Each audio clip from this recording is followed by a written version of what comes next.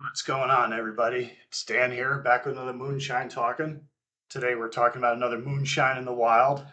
I went to go see Amon Amarth this past Friday, or no, excuse me, Saturday, at the Yuengling Center here in Tampa. It was their Metal Crushes Are All tour 2024. They had as support Cannibal Corpse, Obituary, and Frozen Soul. And it was killer. It was a great show. It was a good time. All the bands killed it. The crowd was lively the entire evening. Uh, the whole experience was good. The venue is pretty cool.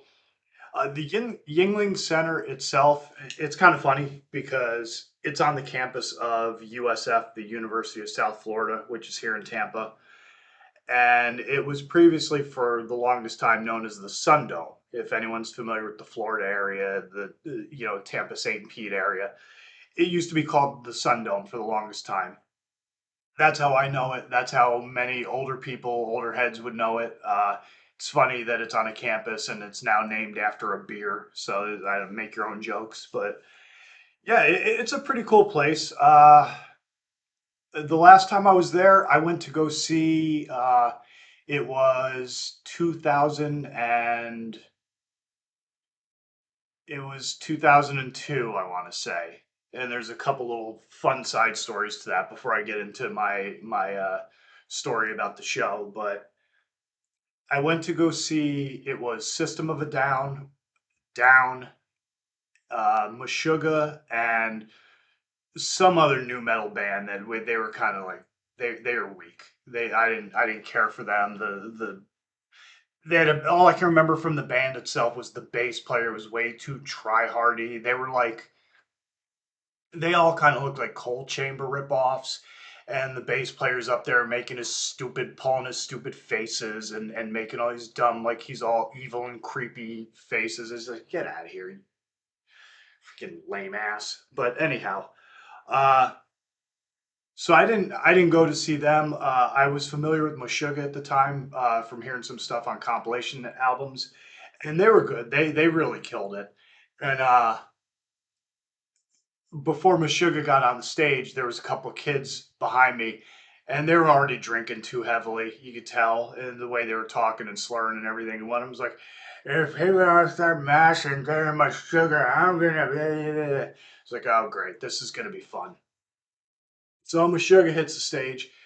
People start going crazy, as you might expect. They go expectedly crazy when they start playing. The pit starts getting lively.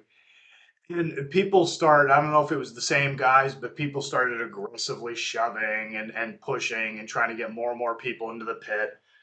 And I just want to stand there and watch the show. Even in my younger days, I'm not a big mosher. I'd rather enjoy the show. I'm there to see the band, hear the music, have a good time that way. I don't have a wrestling was enough physical contact and combat sport for me. I didn't need to go into a pit to go bash into people and get my jollies that way. I'd rather just watch the band, hear the music, enjoy myself, get to see and hear some live music.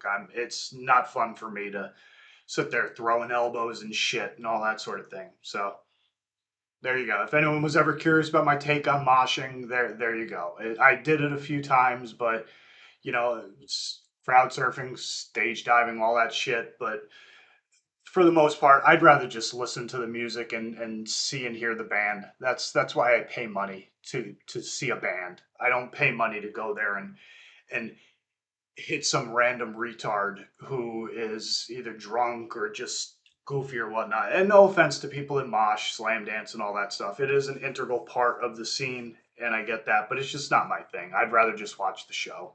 But anyhow, that said, so they all start doing their thing, and they're pushing me in. I'm getting more and more, increasingly more annoyed. So finally, I just windmilled back, and I didn't even pay attention to what I hit, and I cracked somebody, and next thing I know, it turned out I broke my hand, and I didn't realize it. I was like, that sucked. So I probably hit somebody on the top of their skull and broke my hand. I had like uh, the the third, I want to say third metacarpal. I broke that bone in my left hand.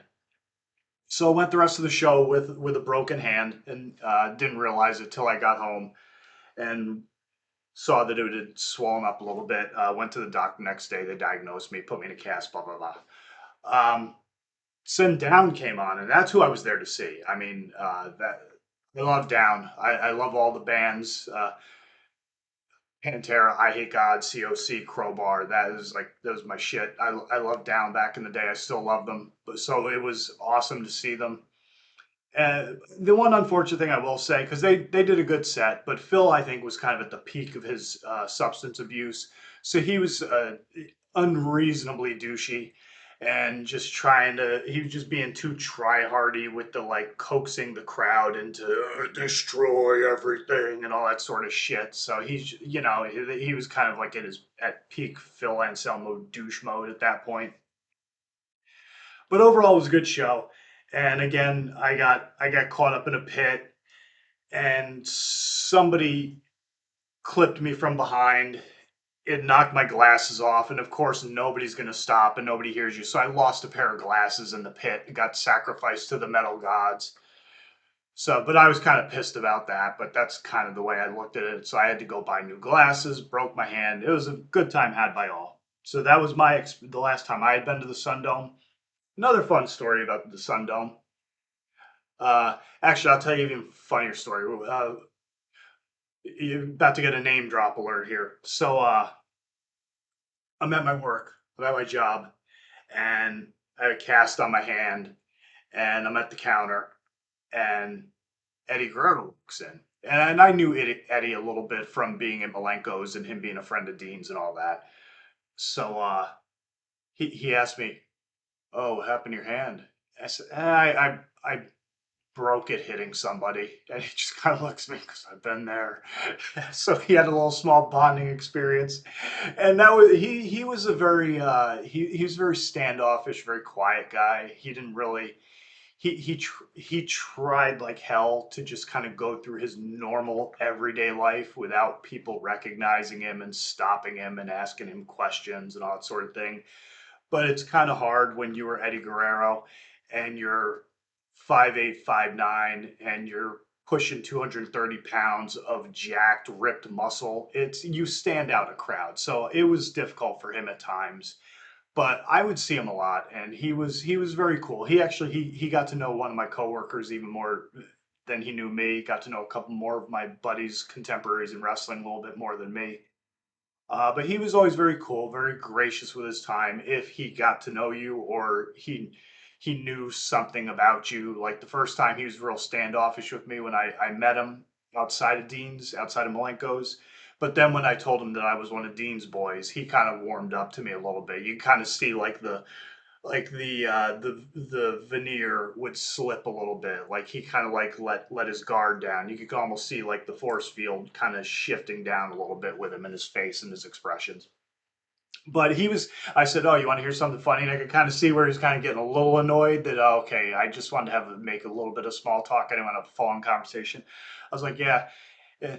Then I went to go get I have to go get a hernia surgery in a week or so. And he just kind of laughed at that. But anyhow, so that was that. And then another fun story about the Sun Dome is that's actually, as far as wrestling goes, kind of piggybacking off of that. Back in the day, I don't know if anyone's familiar with the Midnight Rockers, Shawn Michaels, Marty Jannetty. Well, they had a match there one time, and their finishing move was called the Rocker Dropper, which it's basically if a guy is bent over at the waist, you give him a leg drop and he face plants, and that was always their big finishing move. Well, they didn't do it purposefully, but a guy ended up getting paralyzed due to a rocker dropper because he didn't know how to take it. So the guy sued WWF at the time, and they had to go to trial. And speaking of Dean, he was a material witness because they showed up with mats and everything, and he was trying to explain to the jury and to the judge and everybody in the courtroom how, yeah, this guy was untrained. He misrepresented himself as a trained professional. Told these guys that he knew how to do the move, how he knew how to take it, and then what he did is he kind of like instead of taking a face, what we call a face bump, he tried to take like a regular, he tried to roll through it and do like kind of like some sort of half-ass back bump, and he ended up compressing his neck and upper upper thoracic vertebrae, and he broke his neck, and that's it happened. But the jury, for whatever reason, they sided with the plaintiff, and WWF, Shawn Michaels, Marty Jannetty, they all had to pay all a ridiculous amount of money out to the guy. And I mean, I guess at the end of the day, you guys hired him, you contracted him, you didn't do your due diligence, I guess is probably what the jury thought. And the guy got injured severely, had a life altering, life changing injury on your job site. So you owe the guy is pretty much probably what the prevailing thought was. It doesn't matter if you thought that he was untrained or you felt like he lied or whatever the case is. Oh yeah, a garbage truck. But anyhow, so that was that. So that's kind of like my backstory on the Sun Dome. I hope you enjoyed it. It only took me about 11 minutes to tell you that story. So moving on to the show. So the show starts. Frozen Soul goes on. I'm not familiar with Frozen Soul. I know they're one of the newer death metal bands that a lot of people are raving about. So I went in there blind, listened. I think I maybe heard one song from theirs, and I can't really tell you what it was. I just remember I saw it on my Pandora feed one day, and I've heard Justin from Hell's Headbangers. I've heard him talk about them, calling them Frozen Boar or something or others. But they were good. They were pretty decent. They're fine. I can't really tell you too much other than that. They did a good job as far as an opening act, warming up the crowd. They only played for about 20 minutes, and I listened to about two or three songs because I wanted to go to the merch table before the show actually, before the bands I was there to see started. And I didn't want to leave once I got back into the pit, into the general mission area. So I hit up the merch table. The merch table line was ridiculously long, so I was like, screw this.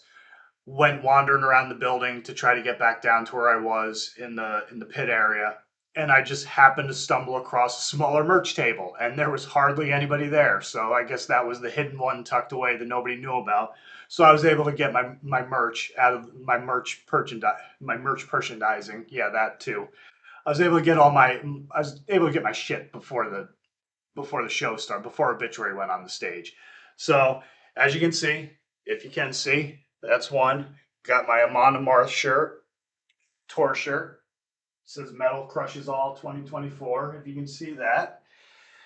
It's pretty sweet. I got a Cannibal Corpse tour shirt as I drop it. There you go. There's the front. There's the back. There's that. And then I got an Obituary tour shirt for the tour. It's pretty sweet. So yeah, I picked up a few shirts. I had to tuck them away and wear them like friggin' head scarves and bandoliers and necklaces and all that so I could enjoy myself during the show while having my hands free the entire time. Because I want to take video and pictures, which I'm going to post up throughout this thing. And then in a few days, what I'm going to do is I'm going to post up the full highlight reel of all the video that I took. So if you want to enjoy that, feel free. It's there for anybody who wants to see it. So Obituary gets on, Frozen Soul gets off, they do sound check. Obituary gets on. They got a big giant holographic Obituary logo. And I don't know if you can tell, but I do love me some Obituary. So but I've never seen them before. They were at the Brass Mug last year, and I lost track of time. My dates were all screwed up, so I didn't know that they were there on a night that they were there, so I missed them. So I was kind of pissed at myself because I think I was there like a week or two later, seeing I Hate God and Goat Whore, and then I see the thing up there that they were there, and I was and so anyway. So this is my first time ever seeing them, which is super cool. I was really stoked to see them. They start off with Redneck Stomp.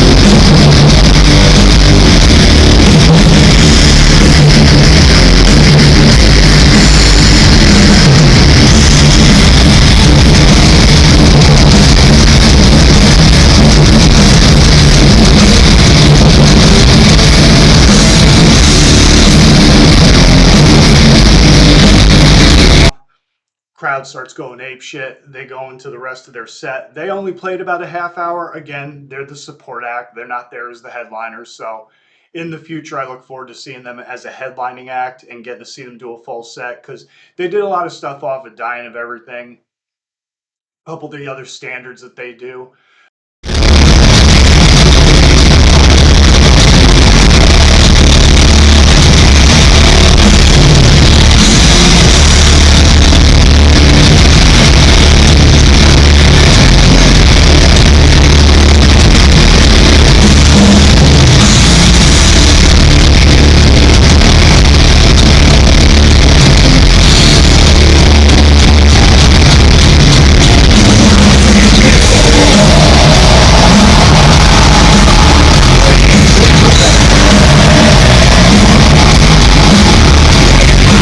But a lot of it was newer material, and I would have liked to have seen some stuff off of, or heard and seen some stuff off of Incomplete, a little bit more of the early material. But again, they only had a half hour, so they didn't play a couple of songs that I was really hoping I was going to get to hear live. But it is what it is. They're opening. They're lower on the totem pole of the bands that are doing this show. So you get what you can, but it was still cool. They were awesome. They killed it the entire time that they were on the stage. The whole 30 minutes that they were on there, they just blistered through everything.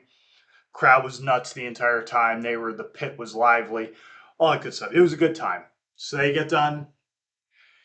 Cannibal gets on the stage, and as one might expect, Cannibal Corpse kills everything. They just destroy the crowd.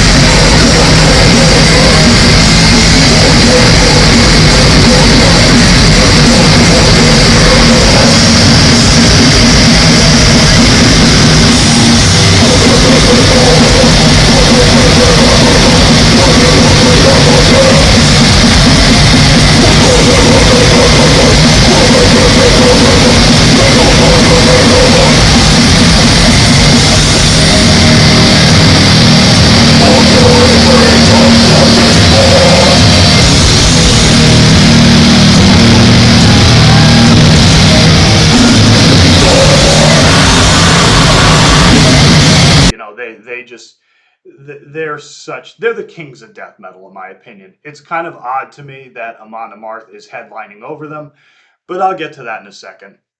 Uh, but they just killed it. I mean, I think Eric Rutan being in the band now after replacing Pat O'Brien after his incident, his issues, he just injected this new level of aggression and ferocity into the band, and it's really not that they never had it, but it's just injected this new line of blood into the band, and they're firing on all cylinders. I will say that, I mean, they open up with Scourge of Iron as they do pretty much every show I've ever seen them. I will say, and they went through a lot of their standards. They played for about an hour, maybe an hour and 10 minutes at best. But excuse me, I think they played for about an hour. And they of course they closed out with Hammer Smash Face, Strip Rape and Strangled.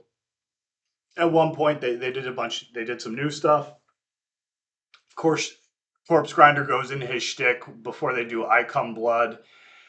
And it got to the point where the crowd was already doing the lines before he says them, so he kind of sped run the rest of it, and that's kind of what I would like for them in the future.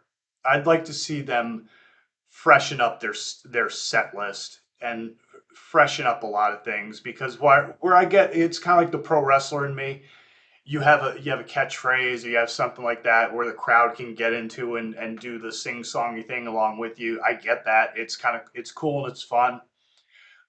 But as somebody it's like it's a little bit different. I don't know when you go to see like a pro wrestling show once a year, possibly, to where after a few years, I think you'd kind of get tired of doing. I don't know. I would get tired of going to a show and saying "suck it" just for years on end. So I kind of wish they would that he'd freshen up his shtick a little bit. I wish they'd kind of switch up the set list a little bit.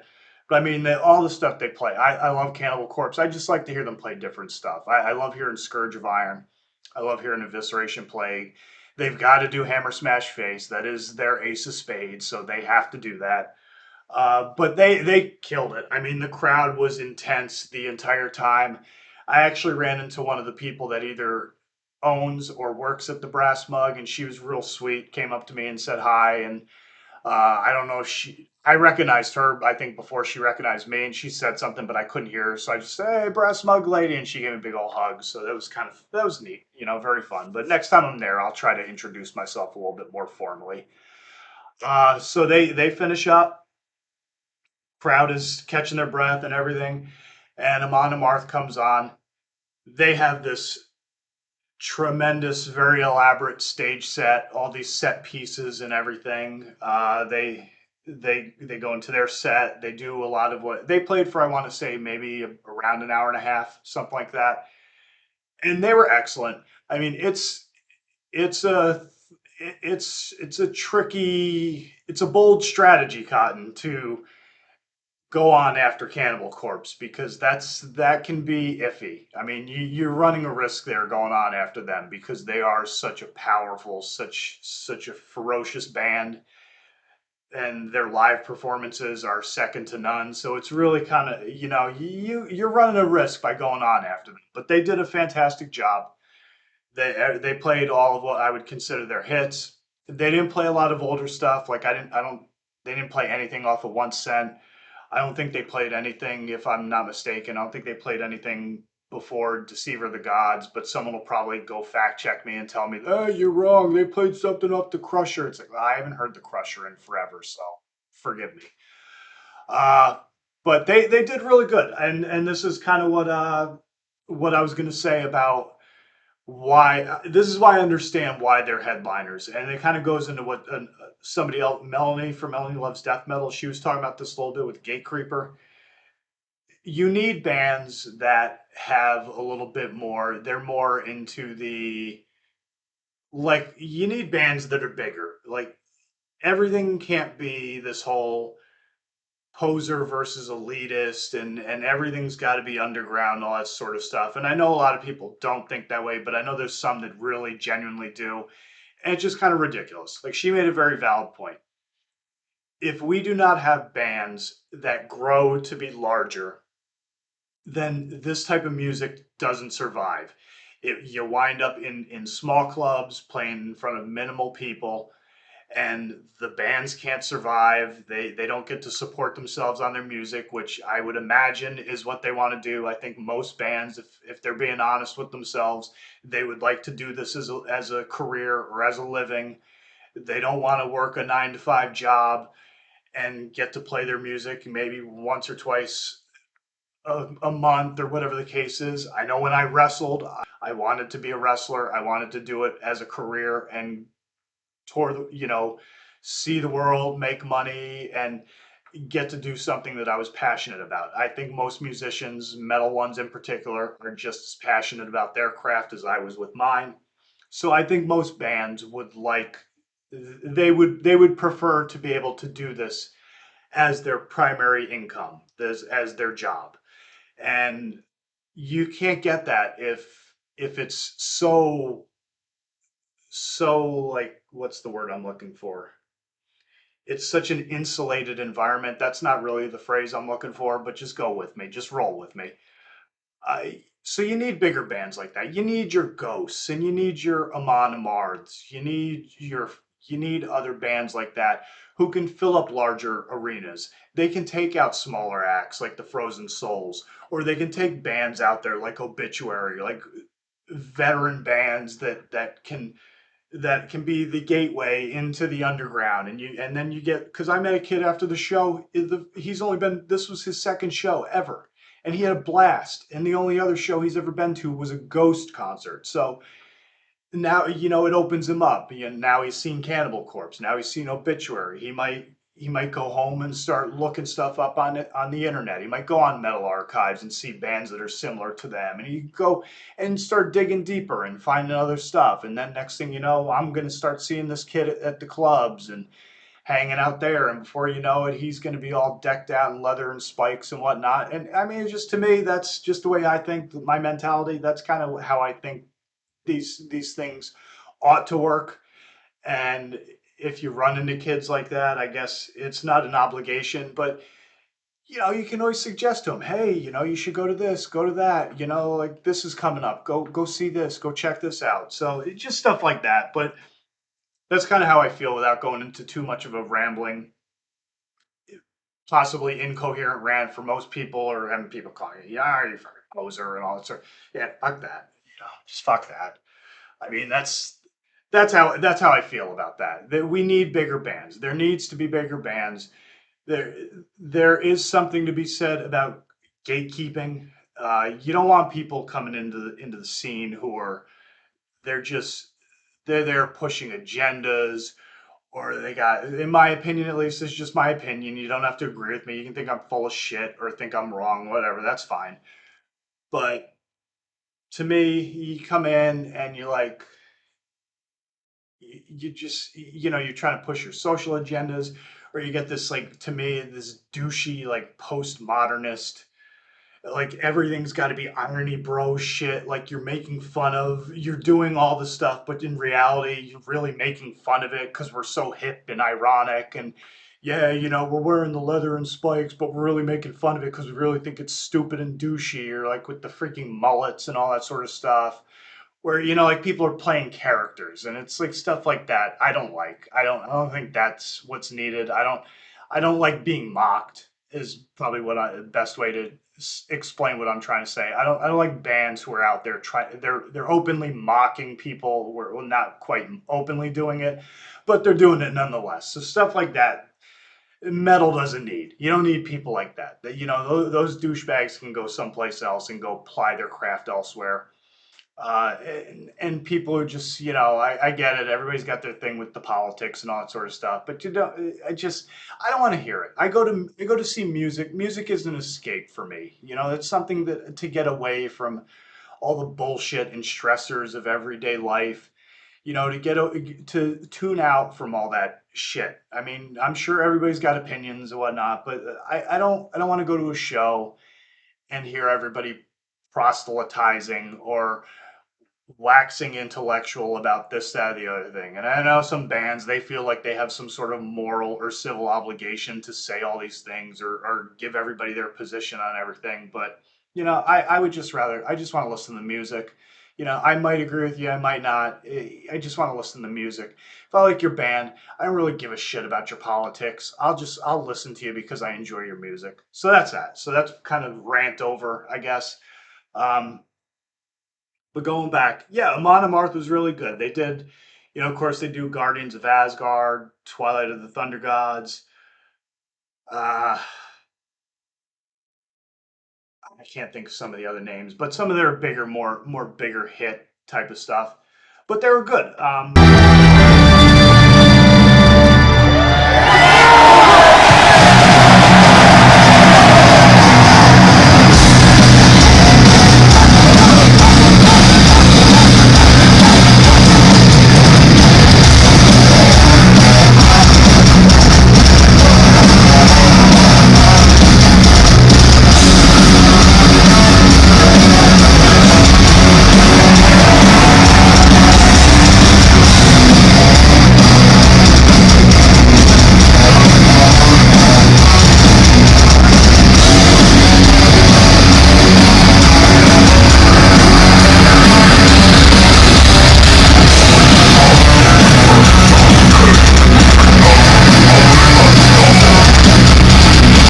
Actually, kind of going back a little bit, the last time I saw them, they opened up for Slayer on their farewell tour, which was also the very first time I ever saw Cannibal Corpse play. So that was awesome seeing them open up on a stage that was way bigger. Going back again to the thing I was saying, Slayer is a huge band. Now you get Cannibal Corpse opening up the show. People get exposed to Cannibal Corpse, and then they go from there, and it goes from that. It kind of goes to my point I was making earlier. But there, I saw them then.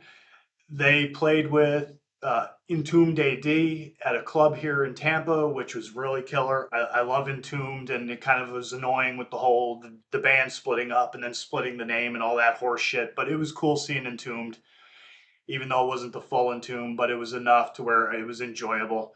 Uh, yeah, they were good. They were excellent. They great performance, great energy. The crowd was into it the entire time. Other than once or twice where I think the crowd was kind of like catching their breath, and Johan was trying to persuade them to do stuff, and then he had to kind of remind everybody, "Hey guys, we're still the show. Keep those energy levels up." And then people came alive. So, but it was good. Everybody had a blast. I met people after the show when I was out and about, and they all had a great time. They all really seemed to enjoy it. So there was yeah, there's not much else to say. It was excellent. It was five stank faces plus 10 turned up to 11 with booster rockets on it. Yeah, it was killer. It was a great show. I had a great time. My voice was hoarse afterwards. My neck was stiff. I'll tell you what, that's the only other regret I would have of this show. The only bad thing I can say is that since I have the old bionic neck here, it's kind of hard for me to really give these songs and these bands the proper respect that they deserve, because it's the drawback of having a bionic neck. I got the proper headbanging hair now, but I don't have the I don't have the proper range of motion to give it the proper headbang that it deserves. Some of the stuff I listen to, so it sucks a little bit, but it is what it is. You can't change that. You can't change that. It's done. It's over. It's gone existed. So yeah, so that's that. So we are creeping up on a half hour. Like I say, I'm gonna put video interspersed within. Like I probably don't even have to say this because you're gonna see it as the thing is playing. But there's gonna be videos interspersed within this thing, and then later in a few days, I'm gonna put up the full highlight reel of all the video I took. And if you want to watch it, it's there for you. If you don't, that's fine. So yeah, it was cool. And beyond that, I got some more stuff coming up. I'm heading into my weekend right now. It's early in the day, so I'm getting to jump on my weekend, get most of my errands done. So I'm gonna have pretty much the full weekend to myself. I don't have to go running around like an asshole doing a bunch of things. So I got some album reviews coming up. Trying to trying to come up with more wrestling tales and trying to think about stuff like that I can tell people about, and just some more fun stuff to do.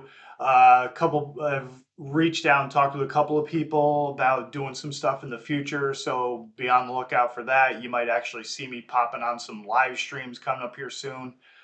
And yeah, that's that. So that's all for now. As always, stay sick, stay heavy, stay brutal. Always tuck your chin upon impact. Don't forget to breathe. So long from the Sunshine State, and I will catch you on the next one. Later.